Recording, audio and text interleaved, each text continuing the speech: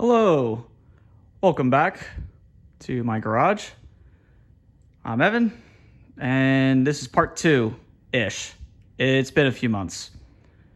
What I'm here to tell you is I finally figured out the setup issues I've been having all year. These cars, there's not a whole lot of information online, so basically had to kind of go by what people tell me, figure out what people are trying to say online, try to chat with some people. They give you some guidance, but no one really runs the R7 slicks, so all kind of a mixed bag information. So just did a lot of experimenting, and I finally figured out how to set this thing up. This car just came back today. I literally just got it back in the garage from Autocross.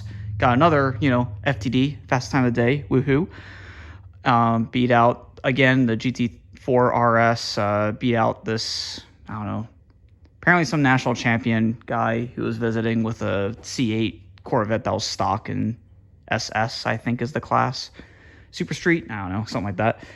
Anyway, this beat all of those guys.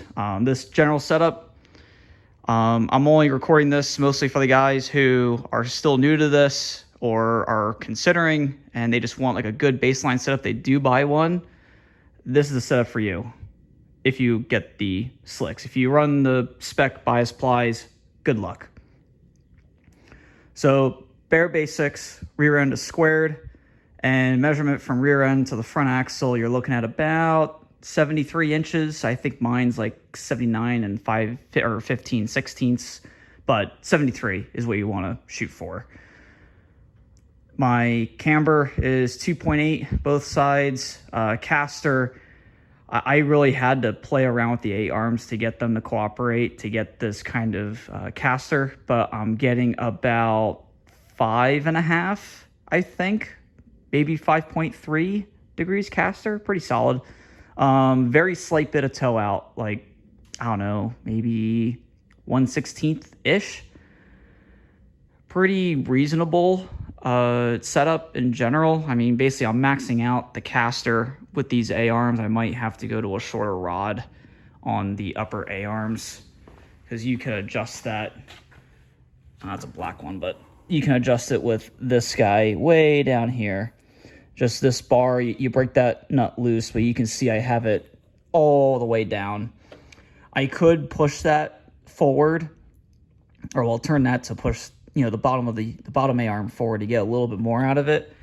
I just didn't want to run the risk of having contact. It's hard to see it. It's really bad lighting. But there's my frame rail here, and that's the front of the A-arm. I just don't want that to get too close, so I'm kind of stuck with the 11-inch long arms. I'll probably put in 10 3/4 inch or maybe 10.5-inch long bars for next year. But this is pretty much the setup to run to kind of start with. It's still a little tight on the tighter stuff, but man, on the faster sweeping corners, money. Very good stuff. As far as my running costs for the year, I meant to update you guys a little, throughout the year, but here I am giving you the big update now. After my last video, I think that was a month or two ago, or maybe even like 3 or 4 at this point. I kind of lost count. I've had no issues besides the throttle body and idling problem, which I think I might have figured out why. It's a combination of an older, crappier throttle position sensor, and this engine hasn't been touched as far as U.S. Legend cars hasn't touched it in over 4 years, maybe 5. And I'm thinking combination of abuse to the motor. It's just kind of running a little rough, and it needs a lot of ECU updates. They've updated a lot of things on these since they came out, especially from 2020. I know there's a lot of updates that happened within the first couple of years, and I think this car missed almost all of them, or at least the motor did. So I'm hoping during the off season that'll fix all of that. But I'm actually getting ready to gear up for a big event. Well, I say big event, big for me. Finally getting, track time. Hoping to do just some track day stuff with SCCA coming up at the NJMP on Thunderbolt, the bigger track, the 2.5 mile one. So I'm hoping everything checks out throughout the week. Hopefully they actually let me go, because there's still kind of some questions about, hey, can I run? Because technically, yes, I have fenders, but it's also like half open wheel, half closed, and they might not like that, and I don't have taillights.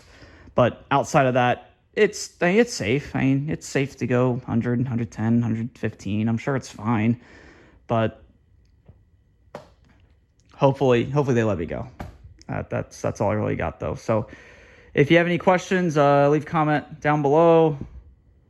I check pretty regularly on there, so if you have any questions for anyone looking, during the off season, and you're looking to maybe jump into one of the things, let me know.